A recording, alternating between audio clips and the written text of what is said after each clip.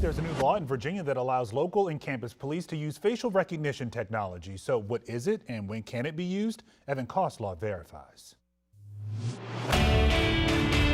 This law is a big step backwards for the Virginia legislature. I think it's going to lead to more people being exonerated and also more people and more crimes being solved. A bill expanding facial recognition technology in Virginia passed earlier this year, and the law just took effect. So let's dive into the details. It allows local and campus law enforcement to use facial recognition technology, something that only state, federal, and private police were allowed to use previously. It also creates penalties for misuse and reporting requirements for state, local, and campus police. Any kind of technology that's used has to be 98% accurate as determined by the National Institutes of Standards and Technology. But the ACLU claims that accuracy rate is pretty misleading because they say the tests are run in a lab setting rather than out in the world where lighting can be poor and photos aren't captured head on. They also claim it's racially problematic. And these technologies have been shown to have disproportionately inaccurate data for people with darker skins. But Surivel, who's also a criminal defense attorney, disagrees. If the concern is accuracy,